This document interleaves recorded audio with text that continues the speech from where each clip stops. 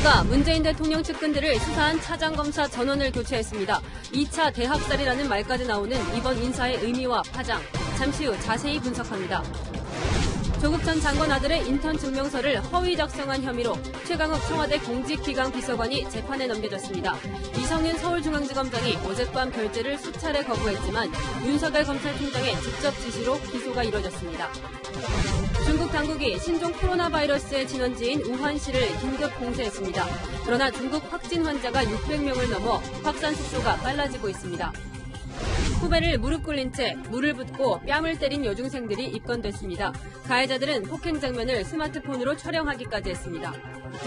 최근 뽑기방에 수십만 원짜리 경품이 등장해 논란이 되고 있습니다. 재미로 해야 할 뽑기에 온갖 고가의 상품들이 등장을 해서 사행성을 조장하고 있습니다. 값비싼 인삼까지 경품으로 등장했는데 알고 보니 가짜였습니다.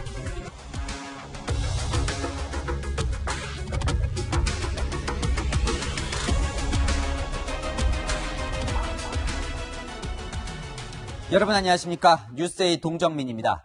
윤석열 사단의 완전한 해체로 평가받는 오늘 법무부 인사 소식 집중 보도합니다. 법무부가 이달 초 검사장급 이상 고위 간부를 교체한 데 이어 오늘은 수사를 담당하는 중간 간부를 교체했습니다. 윤석열 검찰총장과 함께 조국 전 장관 수사를 담당했던 간부들은 모두 자리를 떠나는 셈입니다. 먼저 오늘 인사한 내용을 백승우 기자가 정리해드립니다. 법무부가 오늘 문재인 대통령 측근들을 수사해온 차장검사들을 전원 교체했습니다. 서울중앙지검에서는 우리대병원 특혜대출 의혹을 수사 중인 신자용 1차장검사가 부산지검 동부지청장으로, 청와대 선거 개입 의혹을 수사하는 신봉수 서울중앙지검 2차장검사가 평택지청장으로 이동합니다. 조국 전 법무부 장관 일가를 수사하는 송경호 서울중앙지검 3차장검사는 여주지청장으로 자리를 옮깁니다. 유재수 전 부산시 경제부시장 감찰무마 사건을 맡은 홍승욱 서울동부지검 차장검사는 천안지청장으로 발령받았습니다. 차장검사는 통상 1년 단위로 인사 대상이 되고 수사에 연속성이 필요한 주요 사건 수사 때 연임되기도 하는 자리입니다. 그런데 오늘 인사 대상자는 부임 6개월 만에 교체되면서 수사를 마무리 짓지 못하고 떠나게 된 겁니다. 다만 청와대 선거 개입 의혹과 유재수 감찰무마 사건을 각각 수사 중인 부장검사 2명은 유임됐습니다. 법무부는 현안 수사팀은 유임됐다며 수사팀 존속 여부와 인사는 아무 관련 없다고 강조했습니다. 그러면서 이번 인사를 비정상의 정상화라고 설명했습니다. 특정 부서 출신 검사들이 주요 보직에 편중돼 있었는데 묵묵히 일하는 검사들이 우대받지 못했다는 겁니다. 검찰 내부에선 이명박 박근혜 전 대통령을 수사하려고 전진 배치했던 검사들이 청와대를 수사하자 비정상을 정상화하겠다고 한다며 누가 봐도 수사팀 해체를 목적으로 한 인사를 단행하고 발뺌한다는 반응이 이어졌습니다. 채널A 뉴스 백수호입니다. 이른바 상갓집 항의 소동으로 추미애 법무부 장관으로부터 추태를 벌인 장사미사라는 비난을 들었던 양석조 선임연구관. 결국 오늘 지방으로 좌천됐습니다. 이번 인사의 의미를 공태현 기자가 짚어드립니다. 대검찰청 소속 중간 간부 인사는 검찰의 직접 수사와 관련된 부서가 탁 이슈됐습니다. 지난 18일 한 대검 간부의 상갓집에서 조국 전 장관의 무혐의 처리를 언급한 심재철 신임 반부패 강력부장에게 강하게 항의한 양석조 선임연구관이 대전 고검으로 좌천된 게 대표적입니다. 양 선임연구관과 함께 일선 반부패 수사를 지휘하는 수사지휘과장, 청와대 선거 개입 의혹 등 공안 선거 사건을 지휘해온 대검 공공수사부의 주요 간부들, 검찰총장의 눈과 귀 역할을 하는 수사정보정책관 등 이른바 윤석열 사단의 핵심 일선 지휘관들이 물갈이 됐습니다. 지난 8일에는 검찰 밖에서 영입하는 대검 감찰부장 1명만 빼고 8명의 고위 간부들을 한꺼번에 바꾸더니 이번엔 윤 총장의 수사 지휘 업무의 핵심인 중간 간부들을 솎아낸 겁니다. 반면 문재인 정부의 검찰개혁을 도운 검사들은 중용됐습니다. 조국 전 장관의 제2기 법무검찰개혁위에서 부단장을 맡았던 이종근 인천지검 2차장은 국회를 관할하는 서울 남부지검 차장으로 발탁됐습니다. 윤 총장과 대립각을 세운 이성윤 서울중앙지검장의 대검 반부패 강력부장 시절 호흡을 맞춘 검사들도 서울중앙지검 반부패 수사 1, 2부장을 맡게 됐습니다. 좌천된 윤석열 사단의 자리를 이른바 이성윤 라인으로 채운 모양새입니다. 올해도 검찰 안팎의 여건은 결코 쉽지 않을 것입니다. 두 차례의 인사로 윤석열 검찰총장이 참모도 잃고 실무진도 잃은 식물총장으로 전락했다는 분석도 나옵니다. 채널A 뉴스 공태현입니다. 자유한국당은 검찰을 친문 세력에 무릎 꿇린 인사라며 비판했습니다. 안철수 전 의원과 정의당마저 우려를 표했는데요. 여당은 상반된 평가를 내놨습니다. 국회 반응은 김철중 기자가 정리했습니다. 자유한국당과 새로운 보수당은 검찰 중간 간부 인사를 정권의 검찰 장악으로 규정했습니다. 문재인 정권의 검찰 장악은 이제 식물 검찰 만들기 수준으로 가고 있습니다. 국민의 검찰을 친문 세력 앞에 무릎 꿇리고 있는 것입니다.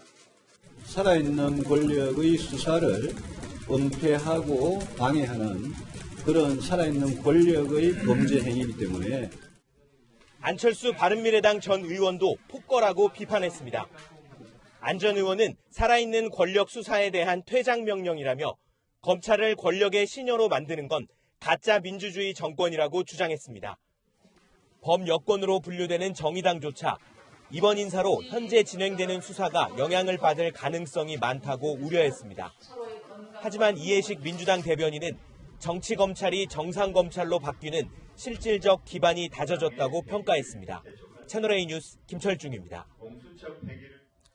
오늘 윤석열 사단 해체 인사안을 청와대에서 담당한 인물은 최강욱 대통령 공직기강 비서관입니다. 마침 오늘 검찰은 최 비서관을 재판에 넘겼는데요. 이 과정에서 윤석열 검찰총장과 추미애 장관이 임명한 이성윤 서울중앙지검장이 정면으로 충돌했습니다. 이 내용은 유승진 기자가 보도합니다.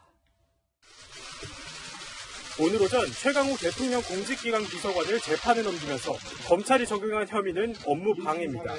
지난 2017년 10월 당시 변호사였던 최 비서관이 조국 전 법무부 장관 아들이 법무법인에서 인턴 활동을 했다고 허위로 증명서를 발급해줬다는 겁니다. 검찰은 최 비서관이 이 증명서를 조국 전 장관 부인 정경심 교수에게 전달하면서 아들이 합격하는 데 도움이 되면 참 좋겠습니다는 취지로 말했다고 공소장에 적었습니다. 조 전 장관 아들은 이 증명서를 대학원 두 곳의 경력 증빙 자료로 제출했고 두 곳 모두 합격했습니다. 최 비서관의 기소 과정에 이성윤 서울중앙지검장의 승인 결재가 없었던 사실도 확인됐습니다. 이 지검장은 이달 초 취임 이후 송경호 3차장 검사와 고영곤 반부패 수사 2부장의 결재 요청을 받고도 승인을 하지 않았습니다. 통상적으로 기소 결정은 차장이 결재하지만 중요 범죄는 지검장 승인을 받아왔습니다. 어제부터는 윤석열 총장이 직접 세 차례나 이 지검장에게 기소를 지시했지만 결재는 이뤄지지 않았습니다. 수사팀은 오늘 아침에도 총장님 지시라며 결재를 요청했지만 결재를 받는 데 실패하자 결국 수사팀은 윤석열 총장의 지시를 받아 송경호 차장 전결로 기소를 했습니다. 직속 상관인 총장의 기소 지시를 사실상 거부한 이성윤 지검장을 수사팀이 패싱한 겁니다. 법무부 인사로 윤석열 사단이 해체된 가운데 향후 조 전 장관 사건 공범 기소 과정 등에서 이번처럼 윤 총장이 직접 나서는 상황이 많아질 거란 관측도 나옵니다. 채널A 뉴스 유승진입니다. 보통 청와대 간부가 검찰 기소가 되면 사표를 내는 경우가 많았는데 최강욱 비서관은 정반대입니다. 오히려 윤석열 검찰총장을 고발하겠다며 선전포고를 했습니다. 또 기소 쿠데타라며 대가를 반드시 치르게 하겠다고도 했습니다. 이어서 김윤정 기자입니다. 최강욱 대통령 공직기강 비서관은 자신의 변호인을 통해 검찰을 원색적으로 비난했습니다. 검찰권을 남용한 기소 쿠데타입니다. 그간 대통령에 대한 충심을 운운하면서도 수사의 공정성을 훼손하고 권한을 남용하는 막무가내식 행태는 이제 정점에 달하였습니다. 윤석열 검찰총장에게 선전포고도 했습니다. 특정한 목표를 가진 특정 세력에 의한 검찰권 농단이라며 명백한 직권남용으로 윤석열 총장과 관련 수사진을 고발하겠다고 밝혔습니다. 그러면서 이번 기소에 대한 대가를 반드시 치르게 하겠다며 구체적인 방법까지 언급했습니다. 법무부와 대검의 감찰 조사는 물론 향후 출범하게 될 공수처의 수사를 통해 범죄 행위를 드러내겠다는 겁니다. 기소 절차도 문제 삼았습니다. 최 비서관은 수사진이 이성윤 서울중앙지검장을 제치고 총장과 직거래하는 행태에 경악한다면서 자신은 피의자로 입건돼 조사받지 않았고 출석 요구도 받지 않았다고 반박했습니다. 청와대도 검찰 비판에 가세했습니다. 한정우 청와대 부대변인은 최 비서관이 언제부터 피의자로 전환됐는지 시점을 밝혀달라며 검찰을 압박했습니다. 채널A 뉴스 김일정입니다. 네, 법조팀 최주연 기자와 자세한 이야기 나눠보겠습니다. 최 기자, 현 정권과 검찰이 정면 충돌하고 있는 모양새예요. 어제 저녁부터 대체 무슨 일이 있었던 겁니까? 네, 지금부터 설명드릴 이 18시간이 바로 윤석열 사단 2차 해체 인사와 또 최강욱 청와대 공직기강 비서관 기소의 막점, 막후 이렇게 보시면 되겠습니다. 어제 오후에 최 비서관은요, 조국 전 법무부 장관 아들의 허위 인턴 증명서 발급 혐의에 대해서 이 검찰의 비열한 언론 플레이 이렇게 주장을 했었죠. 비슷한 시간에 윤석열 검찰총장은 이성윤 서울중앙지검장과의 면담 자리에서 이 최 비서관 기소 필요성을 언급하게 됩니다. 수사팀도 이후에 이 지검장을 여러 차례 찾아가서 기소 필요성에 대해서 다시 한번 언급을 하게 되는데 이후 이 지검장 돌연 퇴근을 하게 됩니다. 오늘 오전 9시 40분 법무부가 이른바 2차 검찰 인사 학사를 발표할 때 이 검찰은 최 비서관을 재판에 넘기게 된 겁니다. 근데 최 기자가 지금 말한 이성윤 지검장이 퇴근을 하는 것을 두고 도망이라는 표현들도 나오던데 왜 그런 겁니까? 앞서 제가 설명을 드렸던 것처럼 윤 총장 같은 경우에는 이 최 비서관 기소를 아주 여러 차례 지시를 하고 있는 모양새입니다. 수사팀도 검찰 내부방인 이 킥스를 통해서 전자결제 방식으로 최 비서관 기소 결제를 요청한 것으로 전해지고 있거든요. 이럴 때 결제를 반려하려면 반려 사유라는 것을 적도록 되어 있습니다.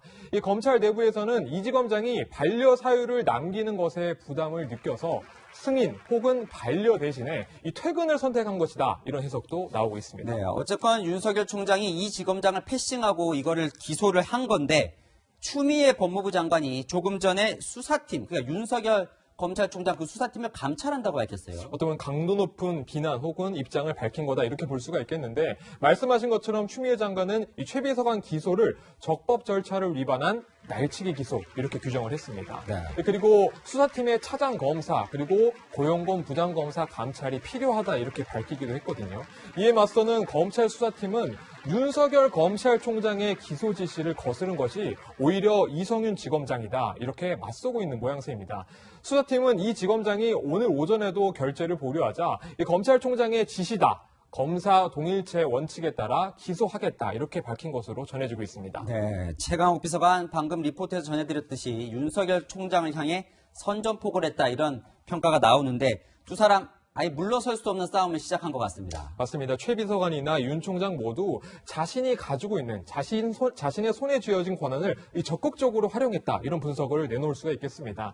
윤 총장은 수사권과 기소권을 가지고 있습니다. 이 조국 일가 수사를 하면서 최 비서관을 서면 조사했었고요. 조사에 응하지 않자 재판에 넘겼습니다. 최 비서관은 검찰 인사검증 권한으로 맞서 왔었죠. 대통령 공직기강 비서관으로서 검찰 간부 교체 인사를 주도했었고 이 경찰을 통해서 검찰에 대한 세평을 수집하는 작업 역시 최 비서관의 관할입니다. 이 최 비서관을 수사해왔던 수사팀은 오늘 결국 해체되기도 했었습니다. 네, 최강욱 비서관 방금 전에 그 윤석열 검찰총장을 고소를 하겠다고 했어요. 그럼 서울중앙지검에서 고소를 하게 수사를 받게 되는 건가요? 근데 원칙을 한번 살펴봐야 될 텐데요. 네, 수사가 아니라 조사죠. 맞습니다. 네. 이 사건을 수사 혹은 조사하는 부서는 피의자의 주소지와 또 사건의 중요도 등을 감안해서 결정하도록 되어 있습니다. 윤석열 검찰총장의 주거지는 서울중앙지검 관할입니다. 이 고소에 발단이 된 최강욱 비서관 사건도 이 서울중앙지검에서 현재 수사를 하고 있거든요. 이 때문에 이성윤 서울중앙지검장이 이 사건을 수사할 부서를 정하고 검찰총장에게 역으로 칼을 겨누는 상황으로 이어질 수 있다. 이런 분석도 나오고 있는 상황입니다. 물론 이 대검찰청이 수사할 수 있는 검찰청을 다른 곳으로 정할 수도 있는데 다른 검찰청으로 바꾸려면 현재로서는 근거가 좀 필요한 상황입니다. 실제로 고소장이 접수되면 누가 수사할지를 두고 갈등이 2차적으로 빚어질 수 있는 상황입니다. 네, 지금까지 법조팀 최주연 기자였습니다. 우리나라까지 불안에 빠뜨린 중국발 신종 코로나 속보로 넘어가겠습니다.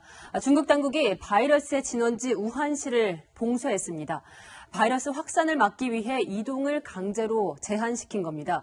이미 확진자가 600명을 넘었습니다. 베이징에서 권호혁 특파원입니다. 현지 시간 오전 10시가 되자 경찰들이 기차역 입구를 봉쇄합니다. 신종 코로나 바이러스 진원지인 우한시는 대중교통을 포함해 외부로 나가는 항공편 등이 모두 중단됐습니다. 人员的流动量能够减少，那么这个病毒传播的可能性就会小一些。 이곳 베이징 소두 공항에서도 우한에서 출발하는 10여 편의 항공편이 취소됐습니다. 아울러 우한을 빠져나가는 고속도로도 전면 통제됐습니다. 중국에서 인구 1100만 명의 대도시가 봉쇄되는 건 이번이 처음입니다. 감염 의심 증상을 호소하는 환자들도 속출하고 있습니다.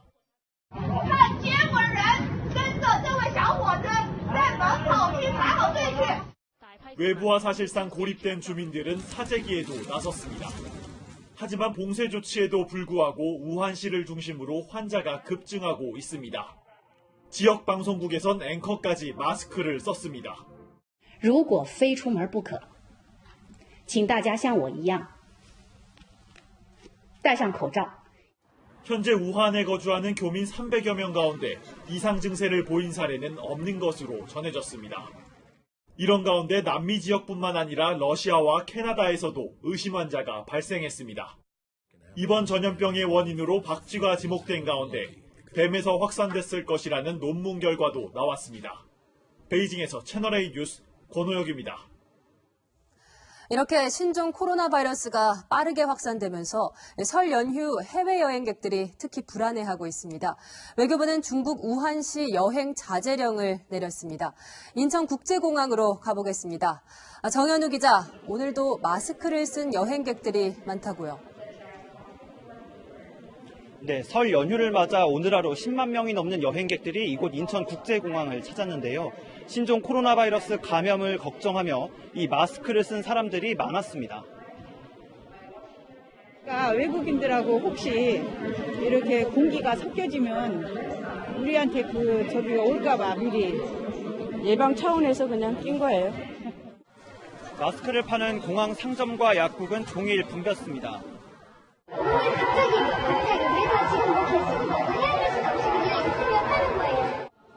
중국을 오가는 여객선들도 비상이 걸렸는데요.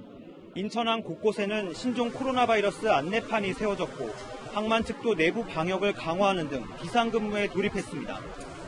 하지만 감염 우려로 중국으로 가는 여행객들의 발길은 뚝 끊겼는데요.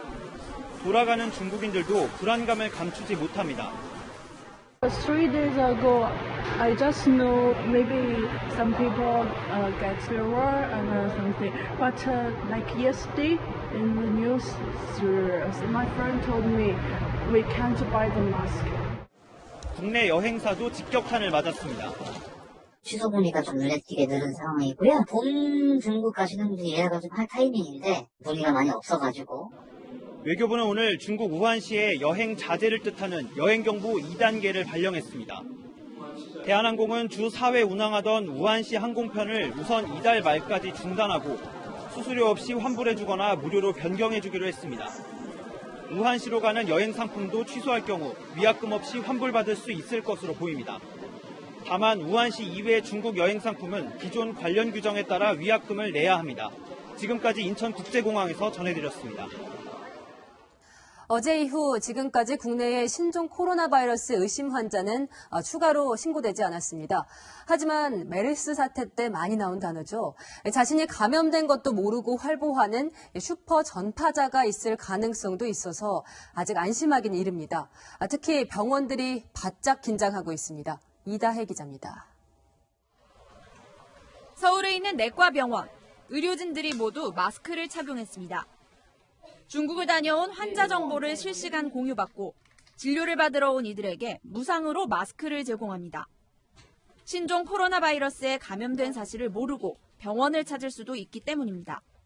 정확한 전파 경로도 밝혀지지 않은 상태에서 이렇게 돌아다니면서 남에게 전염시킬 수 있는 가능성이 너무나 높기 때문에 지난 2015년 메르스 사태 때도 국내 메르스 확진자 186명 가운데 44%가 병원에 왔다가 감염된 환자였습니다.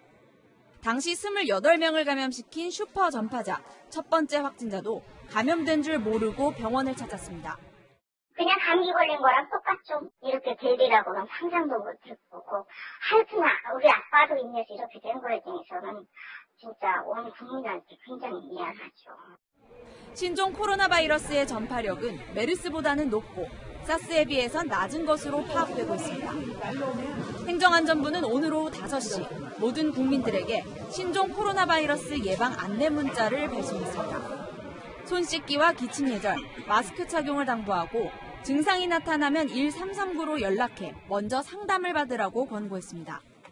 질병관리본부는 중국 현지에 역학조사관을 파견해 정확한 정보 공유와 교민 안전 조치에 나섰습니다. 한편 세계보건기구 WHO는 오늘 밤 국제적 비상사태를 선포할지 결정합니다. 선포되면 중국에 대한 교역과 여행 자제 권고가 내려집니다. 채널A 뉴스 이다혜입니다. 황교안 대표 퇴진과 당 해체를 주장했던 김세연 자유한국당 의원이 오늘 황 대표로부터 공천관리위원 임명장을 받았습니다. 김 의원은 공천으로 물리적 당 해체 정신을 실천하겠다며 의지를 밝혔는데요. 황수영 기자가 김 의원을 만나봤습니다. 존재 자체가 역사의 민폐입니다. 생명력을 잃은 좀비 같은 존재라고 손가락질 받습니다. 깨끗하게 해체해야 합니다. 불출마를 선언하며 당 해체는 물론 황교안 대표 퇴진까지 촉구했던 김세연 의원이 공천관리위원회에 임명됐습니다. 회의실로 입장하던 황 대표는 김 의원 쪽을 쳐다보지 않고 그대로 지나칩니다. 임명장을 주고받을 때에도 두 사람 모두 굳은 표정입니다. 김 의원은 첫 회의에서부터 물갈이 의지를 강조했습니다.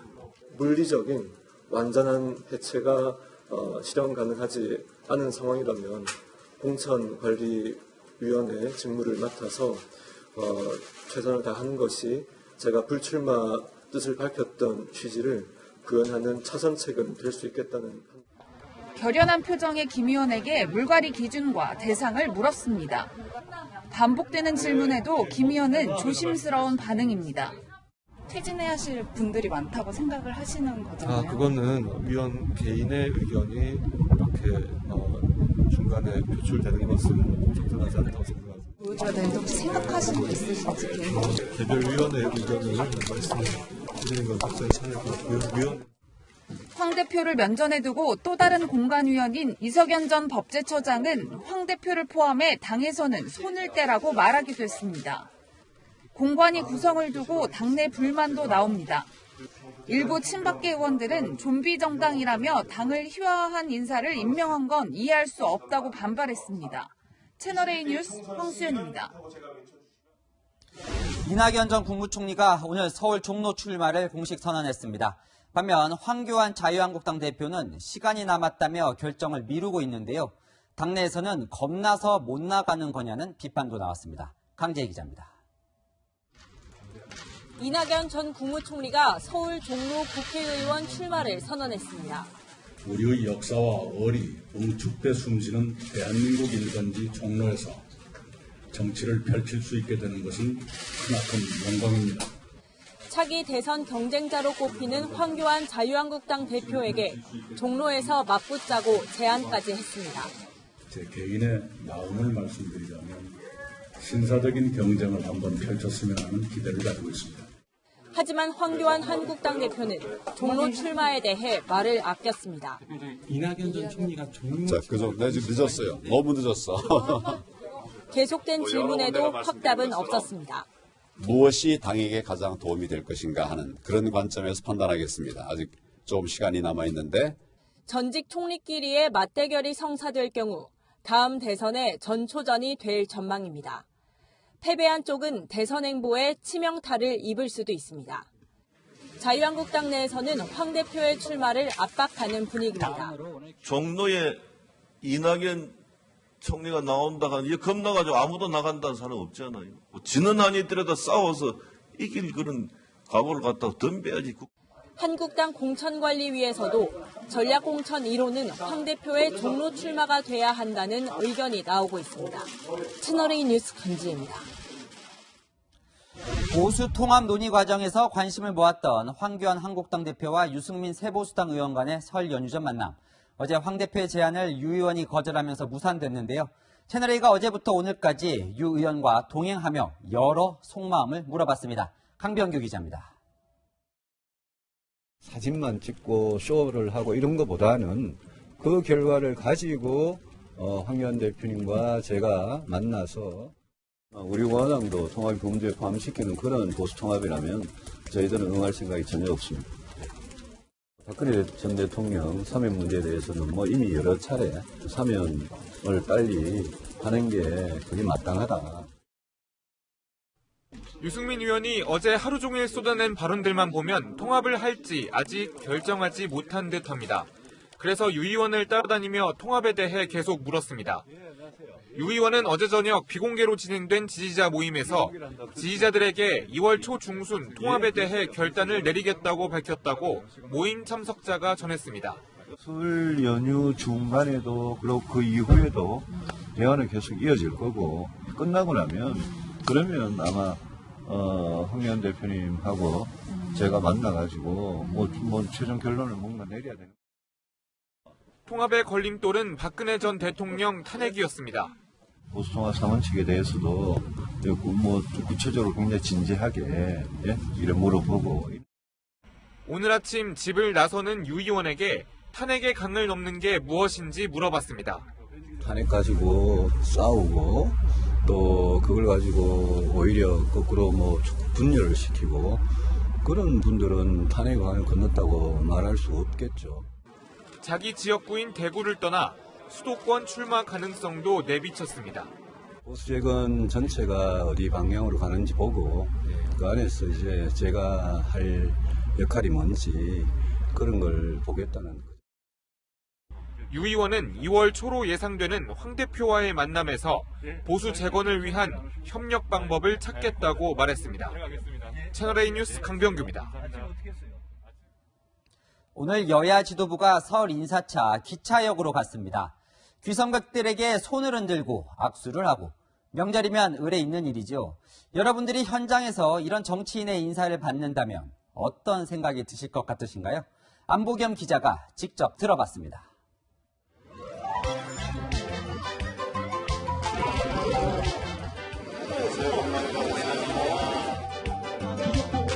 창하지 않으시죠?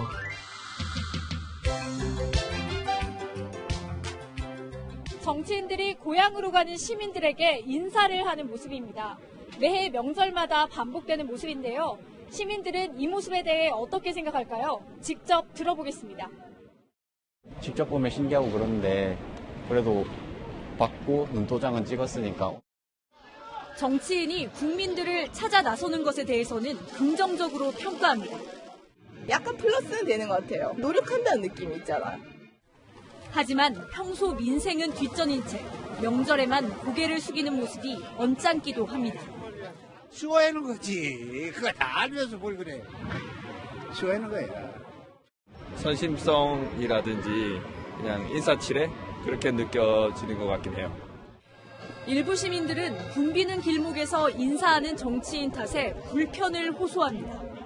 복잡하게 이렇게 다 길을 막고 있고 에스컬레이터에 사람들도 많은데 길을 막고 있으니까 불편하죠.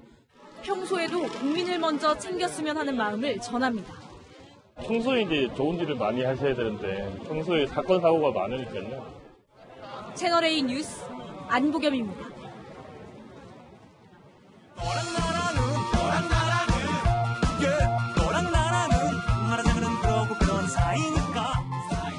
네, 여랑야랑 시작합니다. 이재명 기자, 가볼까요? 예, 설 연휴를 앞두고 여야는 일제히 귀성 인사에 나섰습니다. 그런데 기차는 떠나지만 그 자리를 떠나지 못한 사람들이 있습니다. 그들을 만나보겠습니다.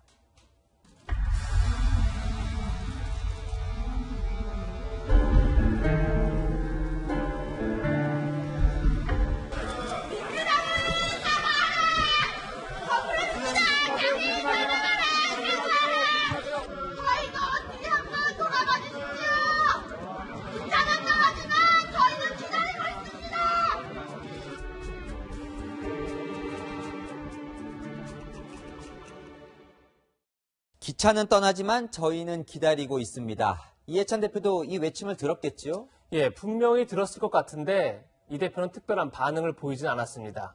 장애인단체가 이렇게 화가 난 건 지난주 이 발언 때문이죠. 선천적인 장애인은 그 의지가 좀 약해 되겠고 어려서부터 장애를 갖고 나오니까. 저 발언 이후에 몇 번 사과를 하긴 했지만 오늘도 직접 사과를 했으면 어땠을까 싶네요. 예, 저도 그게 참 아쉽습니다. 한 번 더 고개를 숙이고 장애인 단체의 목소리에 귀를 기울였다면 오히려 이 대표나 민주당에게 도움이 됐을 것 같습니다. 그나마 사과는 다른 사람에게서 들을 수 있었습니다. 본인도 여러 차례 사과를 드린 것으로 압니다만 저도 미안하게 생각합니다. 앞으로 누구든 국민의 아픔에 대해서 훨씬 더 민감해져야 한다고 생각합니다. 자유한국당도 귀성 인사를 했던데 거기서는 뭐 별일 없었습니까? 예, 민주당과 비슷한 시간에 서울역에 나갔었는데 그곳에도 장애인 단체가 나와 있었습니다. 뭐 황교안 대표는 좀 다르게 대응했을까요? 네, 잠시 멈춰서서 활동가들과 이야기를 나누긴 했습니다. 하지만 장애 등급 폐지를 요구하는 서명에 응해달라 이런 요청을 받았지만 그 요청에 응하지는 않았습니다.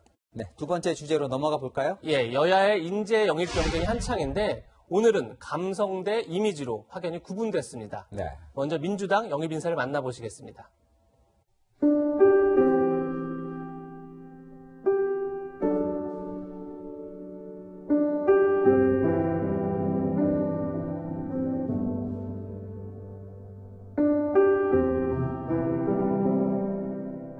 정치요? 정치인들이 해야 될 게 아닌 것 같습니다. 국민들이 해야 할 것 같습니다. 목마른 사람이 우물을 판다고 했습니다. 손톱이 빠지도록 우물을 파는 심정으로 정치를 통해 바꿔보기로 했습니다. 네, 지난해 연말에 법안 통과를 호소하며 눈물을 흘렸던 민식의 하준이 부모가 생각이 나네요. 네, 지난해 어린이 안전법안이 여야 정쟁에 묶이면서 정치권이 많은 비판을 받았었죠. 네. 그때 누구보다 법안 통과를 애쓴 태호 엄마 이소연 씨가 오늘 민주당에 영입된 겁니다. 태호 유치원입법은 유치원과 어린이집 차량뿐 아니라 체육시설과 학원 차량도 어린이 통학 차량으로 관리하는 그런 내용입니다. 네, 이소연 씨 그런데 태호는 떠나보냈지만 동생을 임신 중이라는 기쁜 소식도 들리더라고요. 예, 민주당은 이 씨가 지역구 출마를 희망하고 있다 이렇게 밝혔는데 넉 달 뒤 출산이다 보니까 좀 더 내부적으로 고민을 해보겠다 이런 입장입니다. 네, 오늘 한국당도 영입한 여성 인사가 있죠? 네, 한국당은 이미지 컨설턴트를 영입했는데 그 이유가 흥미롭습니다. 우리 당에 때를 벗겨주십시오. 라고 저를 설득할 때 제 마음에 동요가 일어났습니다. 앞으로 자유한국당은 진정성 있는 이미지 변신이 필요합니다. 쇼통과 같은 인위적인 이미지 변화가 아니라 보면 입당 이유들도 아주 다채로워요. 당의 때를 벗겨달라. 예, 염동열 인재영입위원장이 당의 때를 벗겨달라 이렇게 얘기했다는 건데 아마도 부정적인 이미지 그리고 비호감 이미지 이런 것에서 벗어나게 달라 이런 의미로 보입니다. 네, 뭐 한국당이 좀 올드하다 이런 평가들도 많이 받는데 그렇다고 뭐 이미지 컨설턴트 한 명이 그걸 바꿀 수 있는 건 아니잖아요. 예, 그래서였는지 오늘 황교안 대표도 이미지 변신을 위해 상당히 애썼습니다. 허은하가 왔다. 은근히 많은 일을 했던 사람이다. 아, 이제 한국당이 변화했구나. 뭐 삼행시 비슷해졌습니까? 네. 허은하 컨설턴트 이름으로 즉석에서 삼행시를 지은 건데요. 황 대표는 삼행시를 즐겨하는데 그렇게 소질이 있어 보이지는 않습니다. 삼행시를 지어서 제 소개를 좀 해. 황고집이라고 하는데 까먹으셨나요? 교통할 줄 아는 사람입니다. 저 황교안. 안! 안녕하세요, 여러분. 네. 오늘의 한마디는 제 이름으로 삼행시를 짓도록 하겠습니다. 네, 이재명 기자 잘하셔야 됩니다. 네. 이렇게 재밌고 명쾌한 열한야랑 많이 사랑해 주시기 바랍니다. 네, 계속 기대해 주십시오. 지금까지 열한야랑이었습니다. 여중생들이 1살 어린 동생을 폭행하는 영상입니다. 피해 학생 머리에 물을 붓기도 하는데 어린 학생들의 이런 사건이 잦자 가해자들을 강력 처벌하라는 청와대 국민청원도 등장했습니다. 배영진 기자입니다. 고개를 숙인 채 무릎을 꿇은 여학생의 머리에 다른 여학생이 프라이팬에 담긴 물을 붓습니다. 잠시 후 뺨을 때리기 시작하더니 분이 풀리지 않는 듯 머리채를 움켜쥐기도 합니다. 이를 지켜보던 남학생은 욕설과 함께 농담을 던집니다. 피해자는 경남 김해의 중학교 1학년생. 같은 동네에 사는 한 살 많은 언니들에게 폭행을 당하는 모습입니다. 저도 맞으면 무서운데 걔는 엄청 무섭겠죠, 당연히. 아무도 안 도와줘가지고 두 번 다시는 이런 일이 반복 안 됐으면 좋겠어요. 전날 피해 학생이 허락 없이 집에 들어와 어질렀다는 게 이유였습니다. 경찰은 전치 3주의 부상을 입힌 여학생 2명을 불구속 입건하고 함께 있었던 또래 학생 서너 명에 대해서도 조사를 벌이고 있습니다. 가해 학생 나이는 만 14세가 넘은 것으로 확인을 했고요. 형사처벌은 가능하되 소년법 규정에 따라서 수사는 진행할 예정입니다. 가해 학생들은 폭행 장면을 휴대전화로 찍어 다른 친구들과도 돌려봤는데 이 영상을 본 피해자 지인이 SNS에 올리면서 확산됐습니다. 가해자들을 강력히 처벌해달라는 청와대 국민청원에는 하루 만에 13,000명이 동참했습니다. 경찰은 가해 여중생들이 또 다른 여중생도 폭행한 혐의를 잡고 수사를 확대하고 있습니다. 채널A 뉴스 배영진입니다. 분명 인형 뽑기인데 몇십만 원짜리 무선 청소기, 6년근 인삼까지 경품으로 뽑을 수 있습니다. 한 판에 단돈 1,000원이라 혹할 만하죠. 법적으로 문제는 없는 건지 김진희 간다가 취재했습니다.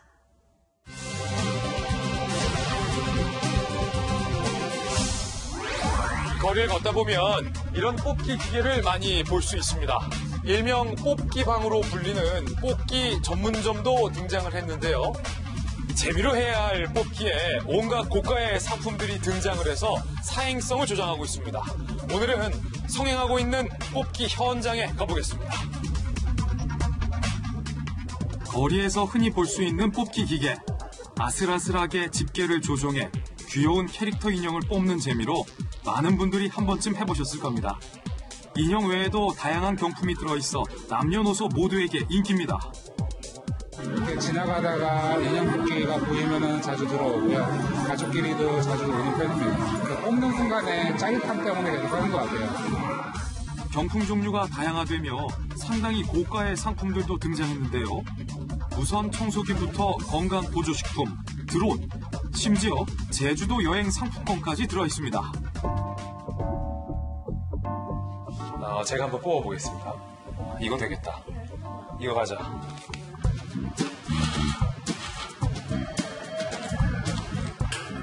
됐다.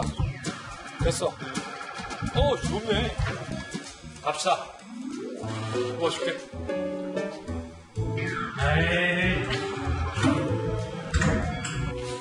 정말 생각보다 쉽지 않고, 제가 벌써 얼마 썼죠? 2만 원 썼죠. 특히 이제 고가의 경품 같은 경우는 이게 될 것 같은데 같은 느낌 때문에 그냥 돈을 쓰게 돼요. 사행성이 상당히 걱정이 됩니다. 저도 더 하고 싶은데. 서울 동대문의 한 뽑기방. 이곳은 고가의 피규어들을 경품으로 내걸었습니다. 어떤 게 제일 좋아요? 얼마나야 60만 원짜리로 뽑혔으면 100배는 잡아요. 뽑기 기계에 10,000원짜리 지폐 한 장을 넣는 한 남성. 어느새 주어진 시간이 끝나고 또다시 10,000원을 새로 넣습니다. 결과는 또다시 실패. 이번에는 아예 50,000원을 꺼냈습니다. 몇십 번의 시도 끝에 결국 경품을 얻었습니다. 얼마 쓰셨는데요? 다른 한쪽에선 또 다른 남성이 가방에서 무언가를 꺼내고 있습니다. 그가 꺼내든 것은 현금 뭉치.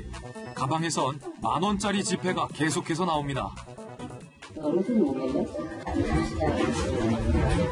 한 중년 남성은 뽑기에 전 재산을 쏟아부었다고 하는데요. 그의 차 내부를 가득 채운 것은 모두 뽑기 경품들. 이거 하는데 얼마나 쓰셨어요? 저는 그렇게 따지면 못 놀아.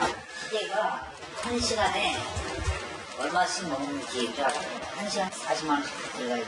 장사를 그렇게 현혹을 하는 거지. 도박이야. 스스로 뽑기를 도박이라 말하지만 도저히 끊을 수가 없다고 합니다. 현행법상 뽑기방의 경품 가격은 5,000원을 넘을 수 없고 정품이 아닌 경품을 제공해도 불법입니다. 위반 시 5년 이하의 징역 또는 5천만 원 이하의 벌금이 부과되지만 지키는 곳은 많지 않습니다. 최근에는 기계 안에 생물을 넣어놓는 곳까지 등장했는데요. 서로 얽히고 설킨 채 나뒹굴고 있는 인삼 뿌리들, 6년근 금산 인삼이란 문구도 붙어 있습니다. 뽑기 달인과 함께 도전해봤습니다. 저는 인터넷으로나 사람들에게 들어나봤는데 실제로는 처음 봅니다. 자, 그러면 한번 뽑아보도록 하겠습니다. 근데 뽑아도 먹을 수 있는 건가 이거? 지금 될 것 같은데 일단은 이 설계를 해요. 오케이, 집었다 이거. 그렇지, 크다. 오, 자, 요거를 스킬로, 오케이, 빨리. 이게 근데 밑에 뭐 받치는 것도 없어가지고 위생상으로 좀 먹을 수 있을지 도라지 아닙니까 이거? 설마 도라지? 라는 말에 제작진도 당황했는데요. 약재 시장을 찾아 확인해봤습니다. 11,000원에 뽑았는데 11,000원에 뽑았어요? 6년삼인지 6년삼 아니야 이거. 아니에요? 6년삼 아니 파삼이요 파삼. 이렇게 예쁜 거는 정삼이고 이거는 파삼. 이거는 3,000원 더 안 나가. 파삼은 파손됐거나 작아서 상품 가치가 거의 없는 인삼을 뜻하는데 한눈에 보기에도 6년근 인삼과는 확연한 차이가 있습니다. 파삼을 넣어둔 뽑기 기계 주인에게 물어봤습니다. 이게 6년근 인삼이 아니라던데요? 그 인삼은 해고 상품으로 골라라는 거예요. 불법 아니네요 그게. 구청에서 다 물어보고 한 거예요. 과연 사실일까요? 해당 구청에 확인해봤습니다. 원래 식품 들어간 것 자체도 다 불법이에요. 식품을 넣을 수가 없어요. 여기는 규정을 해야죠. 현재 전국에 있는 뽑기방은 약 2,300여 개. 남녀노소 누구나 쉽게 접할 수 있는 만큼 사행성을 조장하는 불법 경품에 대한 철저한 단속과 관리 감독이 필요해 보입니다. 김진희 간다의 김진 기자입니다. 바닥을 기어다니는 중년의 남성들, 중국 기업 임원들입니다. 실적을 채우지 못해서라는데 회사의 갑질에 분노하는 여론이 확산되고 있습니다.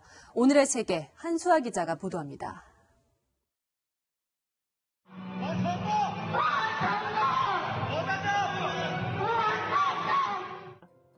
중국의 한 기업 행사장. 양복을 입은 사람들이 빨간 카펫이 깔린 바닥을 기어갑니다. 바닥에 손을 짚고 무릎을 꿇은 채 차례대로 기어다니는 겁니다. 이들은 회사의 임원들인 것으로 알려졌습니다. 지난해 목표했던 실적을 달성하지 못하자 책임을 지겠다며 행사장을 3바퀴나 돌았다는 겁니다.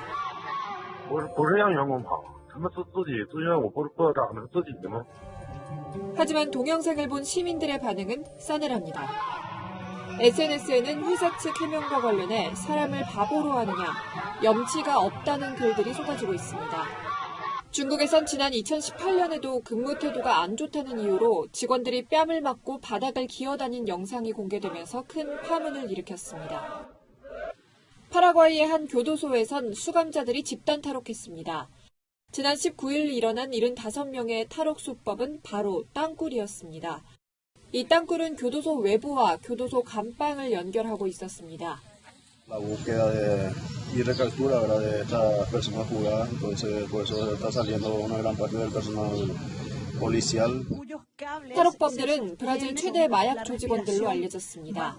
파라과이 당국은 교도관들의 연루 가능성을 조사하고 있습니다. 아프리카 수단에선 사자들이 뼈가 드러날 정도로 말라가고 있습니다.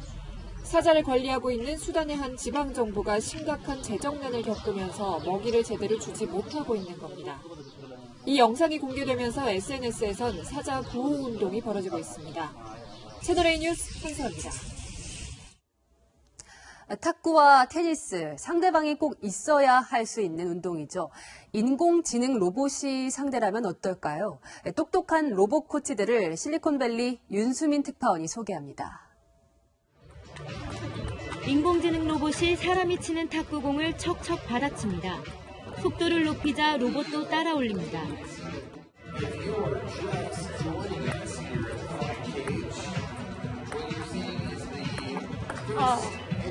네, 이 탁구 로봇은 이렇게 제 움직임에 맞춰서 즉각적으로 반응하는데요. 마치 선생님이 알려주는 것처럼 이렇게 운동을 즐길 수 있습니다.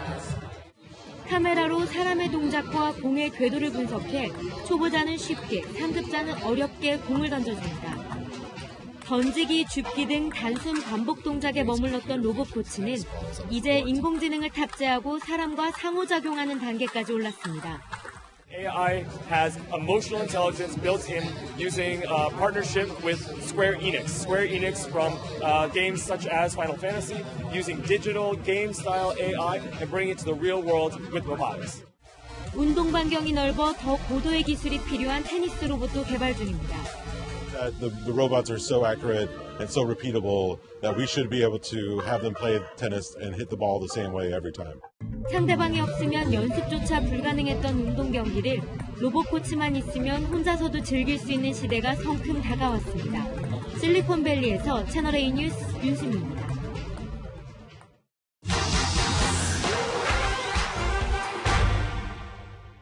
사실만 짚어드리는 팩트맨입니다. 유튜브를 이용하다 보면 한 달간 광고 없이 무료로 영상을 볼 수 있다는 팝업창에 혹할 때 많으시죠. 그런데 무료 체험 신청 뒤 한 달이 지나면 별도의 알림이나 이용자 동의 없이 곧바로 돈 8,690원이 빠져나간다는 사실 알고 계셨나요? 방송통신위원회가 꼼수 유료화라며 유튜브 측에 8억여 원의 과징금을 물렸는데요. 그동안 유료로 전환된 줄 모르고 돋는 이용자들 환불받을 수 있을까요? 따져보겠습니다. 먼저 유튜브에서 계약 해지 방법을 찾아봤는데요. 계정 안에 유료 멤버십을 누르면 취소할 수 있는데 문제는 환불은 안 되고 한 달 이용이 끝나는 시점에야 계약을 해지할 수 있다는 겁니다. 그래서 고객센터에 전화해봤습니다. 다 환불을 받을 수 있나요? 남은 비용? 네, 저희가 하신 결과 1월 2일 날 결제된 8,690원권에 대해서 전액 환불 처리로 도움드릴 수가 있었고요. 개별적으로 항의를 한 뒤에야 1월 초에는 모든 이용 요금을 환불받을 수 있었는데요. 환불 기준은 뭘까요? 정책이 있기는 하는데 환불이 적용이 되는지 안 되는지는 케이스에 따라서 다 달라요. 그 기준은 밝힐 수 없다는 건데요. 유튜브 본사 역시 기준은 말할 수 없다며 선택권을 주고자 노력 중이라는 원론적 답변만 보내왔습니다. 이런 깜깜이 심사를 거쳐서 유료 전환된 유튜브 이용자 116만 명 가운데 항의를 한 9%만 이용요금을 환불받은 것으로 확인됐습니다. 문제는 유튜브뿐만 아니라 유료 전환 뒤 환불 기준을 밝히지 않는 곳들 적지 않다는 겁니다. 내부 규정이기 때문에 그래서 말씀을 드릴 수가 없습니다. 종합하면 모르고 낸 돈 환불 받을 수는 있지만 직접 고객센터로 문의해 깜깜이 시스템을 통과하는 불편함을 감수해야 합니다. 이상 팩트맨이었습니다. 원래는 명절이 한복집들 대목이었는데 요즘은 한복 입는 분들 많지 않아서 그것도 옛날 얘기입니다. 그런데 반려동물용 한복은 갈수록 인기입니다. 가격도 사람 한복 못지않은 경우가 많습니다. 신선미 기자입니다. 30년째 한복집을 운영하는 양순옥 씨. 설 대목이란 얘기는 까마득한 추억이 됐습니다. 정말 많이 팔았어요. 몇백 벌은 팔은 것 같아요. 하루 종일 팔았으니까. 다른 한복집들도 사정은 마찬가지. 하루에 한 벌 팔기도 어렵습니다. 이제 개시 못하는 날도 평일에는 많아요. 이제 일주일에 한두 벌 팔 때도 있고 하루 한 번 팔 때도 있고 지금 이제 대목이라고 했는데 너무 한산해요. 지금. 고운 빛깔의 치마와 저고리, 아기자기한 털배자의 놀이개까지 반려동물들이 입는 한복입니다. 강아지 한복도 되게 불편할 줄 알았는데 크게 불편함이 없을 것 같고 이렇게 솜으로 누벼져 있어가지고 강아지한테 닿았을 때 촉감이나 이런 것도 좋을 것 같고 설을 맞아 찾는 손님들이 많다 보니 백화점에 따로 매장이 마련됐습니다. 한복 같은 걸 많이 찾으세요. 네. 예전에는 그냥 한 벌로 그냥 딱 한복만 입혔는데 뭐 배자 같은 것도 나오고 띠 같은 거, 머리핀 같은 거 여러 가지 다 나오거든요. 라엘이도 설빔을 준비했는데요. 평소 입는 옷과 달리 명절 분위기를 낼 수 있습니다. 유명 디자이너가 만들었다는 제품 등 온라인 쇼핑몰에선 반려동물용 한복 한 벌값이 30만 원에 달하는 것도 있습니다. 반려동물 용품 판매량은 매년 증가하면서 5년 전에 비해 2배 가까이 늘었습니다. 반려동물을 키우는 인구 1,500만 명. 한복을 입는 고객들도 달라지고 있습니다. 채널A 뉴스 신선미입니다. 고향을 운전해서 오갈 때 피곤해서 서로 교대하시는 분들 많죠. 이럴 때를 위한 자동차 보험 특약이 있다고 합니다. 안전한 자동차 귀성을 위한 꿀팁, 안건우 기자가 모았습니다. 귀성길 거북이 걸음이 시작될 때면 늘 밀려오는 졸음. 참다 보면 사고로 이어질 수도 있습니다. 아무래도 졸음운전 때문이겠죠. 장거리 이동할 때는 동승자와 교대로 운전합니다. 부부뿐만 아니라 아들, 딸, 형제, 자매까지 교대로 운전하게 된다면 꼭 확인할 게 있습니다. 바로 내 자동차 보험의 운전자 범위.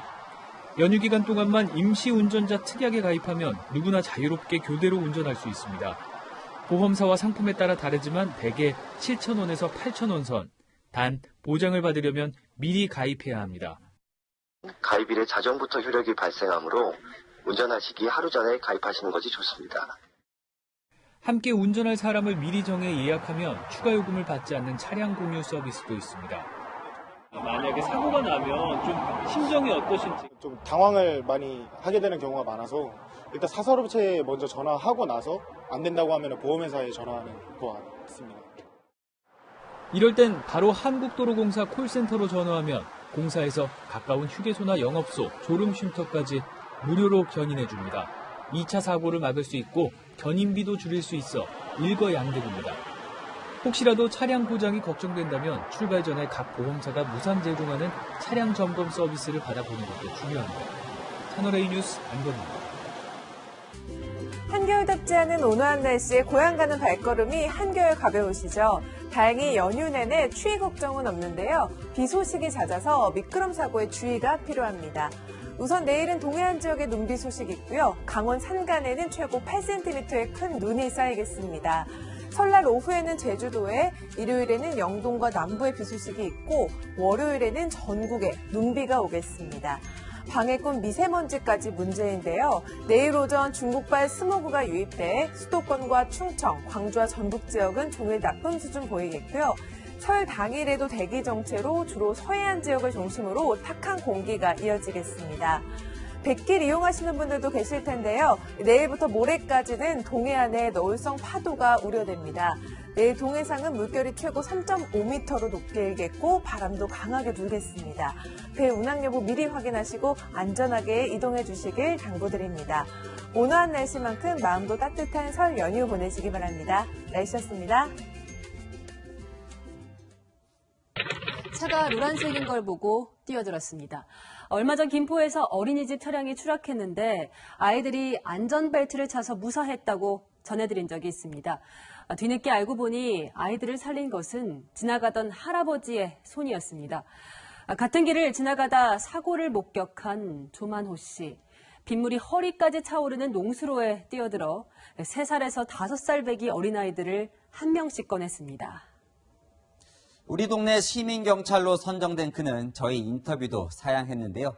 네티즌들은 좋은 뉴스에 행복해했고 할아버지를 슈퍼맨으로 부르기도 했습니다.